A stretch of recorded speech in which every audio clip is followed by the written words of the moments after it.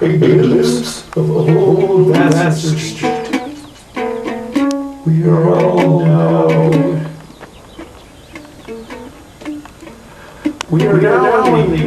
Oh, we are now in the outskirts. We met on a Saturday at the Frontier Restaurant to retrace our roots back to the days. Are in the gutter of lead making out. No one ran us over. Dave and I were in the gutter here, passed out. No one ran us over. You know, maybe we were just under this magical umbrella. Yeah, that's the whole thing. This was sort of our fantasy land. Well, I remember. Yeah, this whole street, tumbling with memories. This one here, right? This is it. Yeah. When did you first move in? Okay, when I was young? Is that when you moved in here? When you were young? Okay, do you remember? Yeah, because remember, I moved out of the College Inn. Okay, you were after my first semester sophomore year. You were forced out. Well, no, we actually moved out because we wanted to. No, we were kicked out my freshman year from. Okay. It was sophomore year.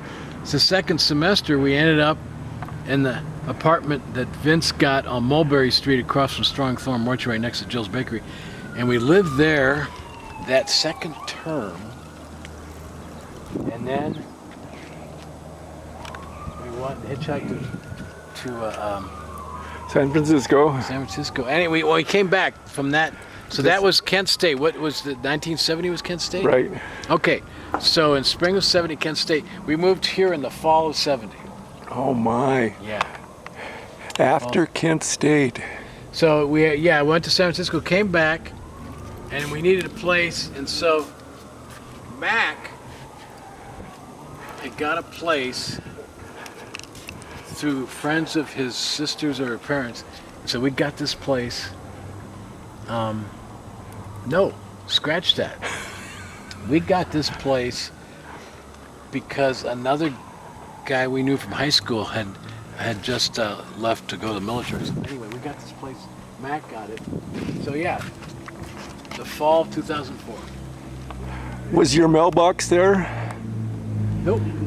I can't remember if it was. I don't know. I remember getting mail, but I don't know if it was there. And when you moved out of here, where did you go? Well, you know, there's a lot of stories in here. You moved in here. When did you move in here? Okay. We had the coldest winter in New Mexico history. And I was wearing my dad's overcoat left over from World War II because it was really warm. And my car died. And you guys let me stay in here. And then I stayed at a bunch of other places. But I think I came back here when I needed, finally, there was an opening. Mac left. Okay. Mac left, and I can tell you exactly when that happened because we were here in 70, and in 71, the summer of 71, Mac was convinced that Liz Phillips, who was going to summer school in the summer of 71, was going to want to move in with him because he sent her love letters and was convinced because he went to the opera once together that she was the woman in his dreams. Oh, and poor so man. he told me, and David Nearson, who was also living here, that he was moving out to get his own apartment so that Liz could move in with him. So he moved out, got his own small apartment somewhere, and we needed somebody to pay the rent, and so you moved in and took over and ended up with Liz anyway. So I think Mac didn't understand you had to live here to be with Liz. He didn't understand that. My rent, I think, was $25 a month. That's why we wanted to live here. And we put our typewriters back to back on the main table. Right. So I we remember you moved in, and then Mac. kind of moved back. No, well, he was out. You were staying here, and then Liz, I had beers with her, and she didn't know what to do, and I wasn't much help, but I liked getting beers, so we talked, and then we ended up playing softball. Yes. You were on acid, and she fell in love with you on acid. Oh, that's what happened. We went down the street to the UNM fields. Right. And played softball on acid. And I was quite a character, I bet. All I remember is you weren't very good in right field. I think I was really good until I was in center field looking at you going, Jeff, the ball. You're supposed to pick up the ball. I think I achieved the hippie acquium that I didn't care anymore. Okay, here's the thing. A couple of things about this. We could go on and on, but one of the things about that doorway. Yeah.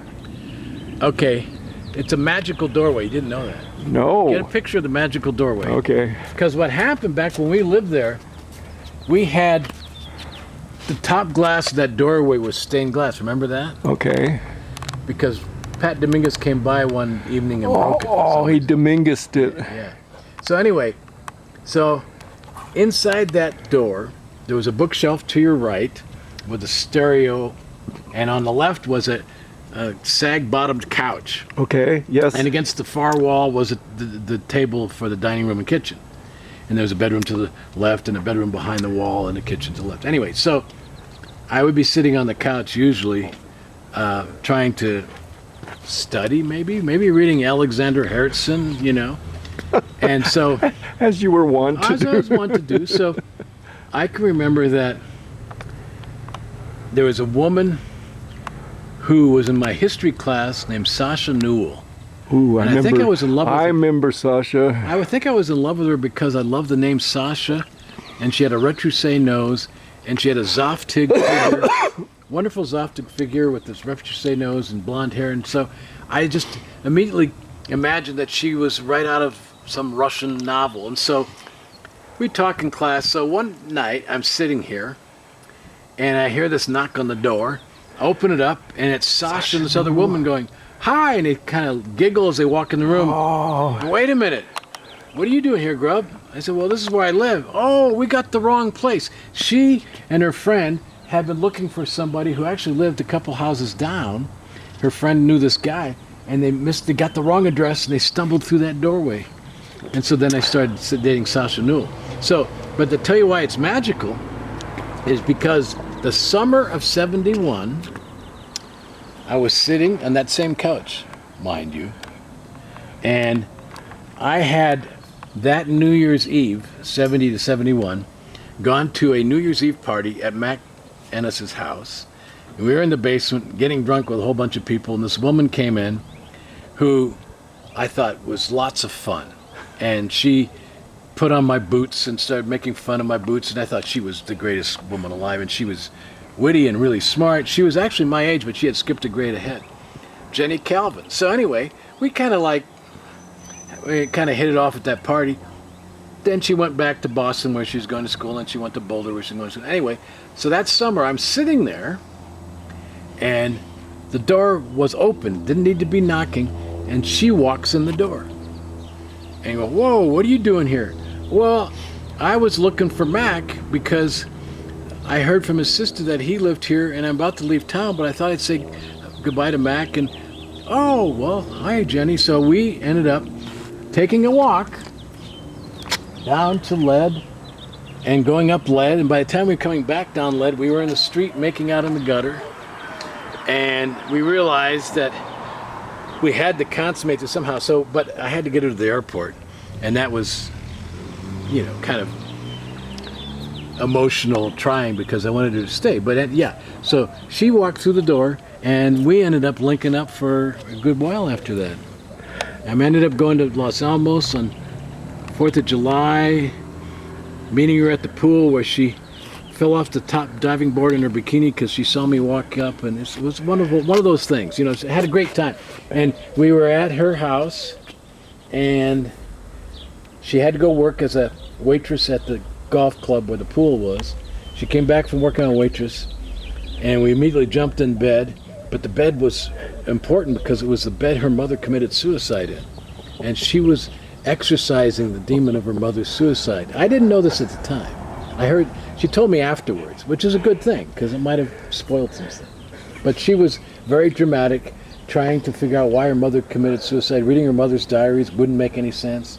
And then we went up to Fenton Lake, and we, you know, had lots of fun in sleeping bags by the water, and we just had this intense link up. And then she went back to Boston, and we I still have letters that we wrote back and forth. We were just totally infatuated. It was fun. Anyway, it's all because you walked in the wrong door. Or the right door. And what do you remember about that gutter? Dave Nearson and I went to a party up in the East Mountains where they had all you could drink Johnny Walker Red. Oh no. And somehow we made it back. Neither of us drove, so somebody dropped us off. But we were so drunk that we were in the party. Now, next thing we remember, we were both in this gutter here